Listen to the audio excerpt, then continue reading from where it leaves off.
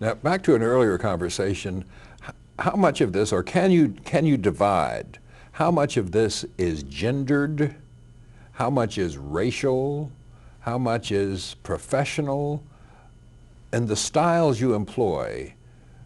How do you shift from one to the other, where gender is more important, where race is more important, where profession is more important? Or are they mixed? I think I tend to integrate them. And because when I get up and I talk, first I'm going to be very professional. Doesn't matter what the audience is. I'm going to be very professional. Secondly, when I get up and talk, you see a person, you see an image, you know who's talking to you. And so how you say what you say is going to be interpreted different ways. It might be interpreted, when I talk about children, people are probably going to say that's more of a female. Now, when I talk about civil rights, the struggles and women's rights, there goes more the militant Mary. There goes more of the ethnic Mary. You know, the gender. So I think sometimes it depends on what I'm talking about, and I can deliver a speech, and you can see me in those different roles in that speech, but the roles are not necessarily the same all the way through. But am I making any sense? Yes, you are making sense. So you're able in one speech to be a woman, a teacher, yes, an educational leader, a black person, a union leader. A union leader. You can be all those things, but not all at the same time. But there must be some times when you're all those people at the same time. No, when it comes together, this is Mary, and she's speaking. I'm always going to talk about children. Okay, that's the teacher in me, and that's probably a lot of the feminism in me. But I'm also going to talk about the equity issues, and the equity issues are going to be issues around women and minorities and about quality and opportunity and those kinds of things. I can also talk very much about the union issues and how those issues relate to, for example, the teaching, how they relate to the equity pieces. You know, I do a lot of international work. I'm head of the International Teachers Union. And so one of the things that I find myself constantly doing is trying to bring together these disparate groups with very, very different educational opportunities and backgrounds, very, very different opportunities to organize, very, very different cultures, et cetera. You got to bring them all together. And so what you find yourself doing is I'm an advocate for the women, to get more women into leadership role. That's part of my speech. I'm an advocate for equal opportunity, educational opportunities for children. That's part of my speech. I'm an advocate for us to be more involved, more supportive, and to have stronger organizations, unions. That's part of my speech. I'm an advocate for us being more politically involved. That's part of my speech.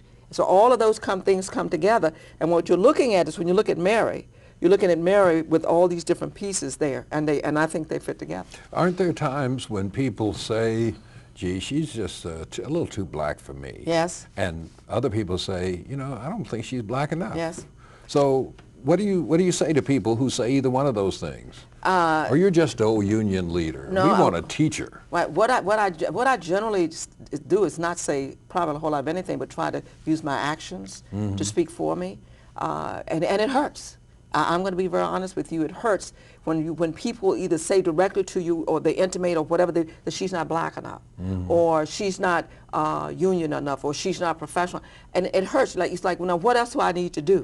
What else do I need to say? Now, and trying to get people to understand that when you are the leader of a group like VEA or NEA or the Education International or George Washington University School of Ed, you're not representing any one group. And what you've got to do is bring all the groups together. Now, how do you bring the groups together? You've got to do that because you've got to role model what you want to happen. And how do you get them to work to support certain issues?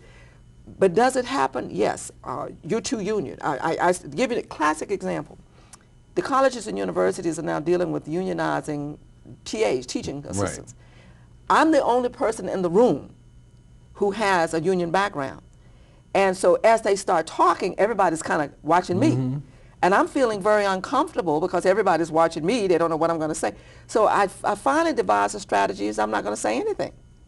And if you ask me, however, I'm going to be very honest with you about it. I think they have the right to organize. That's a part of the freedom of speech.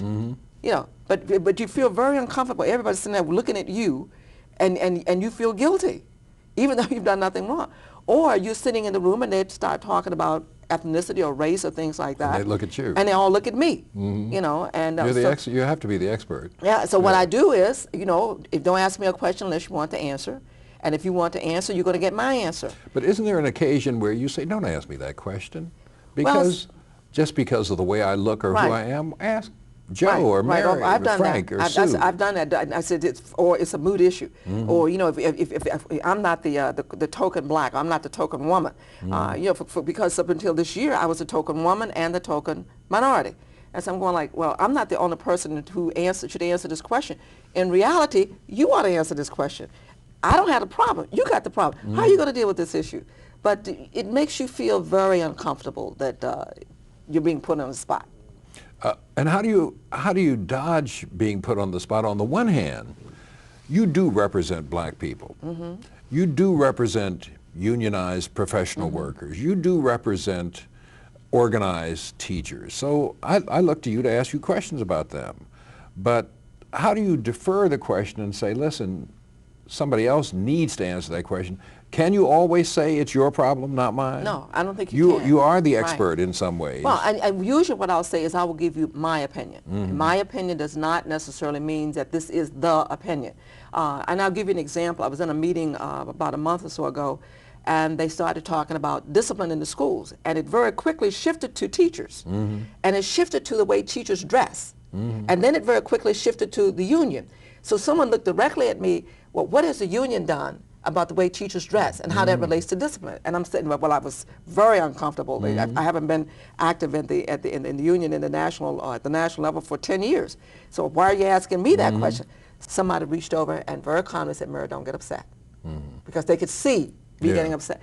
And so what I said is, I said, you know, it's really been quite a while, and I can't give you an up-to-date account about the way, what the unions are saying about the way teachers dress. And I said, but if you'd like for me to get the information, I will.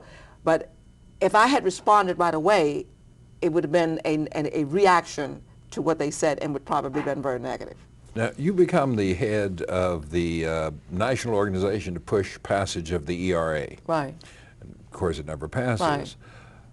Are there ever people who say, gee, you know, that's not a real teacher's issue, that's a woman's issue, and we shouldn't be, you shouldn't be involved in that. You're supposed to be looking out for the interest of teachers. Teachers are men and women. Why are you doing this? Well, I would say because we believe very strongly in equal rights. We believe very strongly that a person should not be judged on the basis of color or sex or whatever. I would also say if you look at the teaching profession, if you want to find a profession where there are inequalities, look at us. If you look at the pay is different, and for years it was different as it related to elementary versus secondary, males versus females. It's only been in the last 20 to 25 years that we basically equalized pay. I think when you look at the profession, you have to look at the way girls are treated in schools and how we are often told that we cannot achieve because we are females. And so when I look at the women's movement, I look at it as a movement which encompasses the teaching profession, encompasses the female and the male students that we teach. I think, but primarily, I looked at it from a point of view of if I can't have equal rights as a woman, why do I think I can have equal rights as a minority? Or anything, or vice versa. If I can't have equal rights as a black person, why do I think somebody's going to have equal rights as a woman? And so I was often, you asked me a moment ago about looking at, are you black, or are you what? I probably, Julian, was forced more often to deal with the minority and the female piece. You know, and I know that the community was divided. Do we stand up for the African American community and not deal with women, or do we stand up for women? And I remember I used to say to people, well, how do I separate myself? I'm both. I'm a woman and I am an African American, so can I separate myself? Are there times when you feel divided, though? There are times when I felt like people wanted to divide me. But never yourself? I don't think I felt divided. And you have to remember something about me. I was raised in a female-headed household. See, I wasn't raised in a household. With sisters. Right, with sisters. I didn't have any brothers. My father died when I was 4.5 years old. My mother's brothers didn't live with us. I was raised predominantly in a female-headed household. So my perspective about women probably is very different from the perspective that other people may have about the role of women and black. I mean, my mother was the head, my mother was the leader, she was the one that was out there making the difference.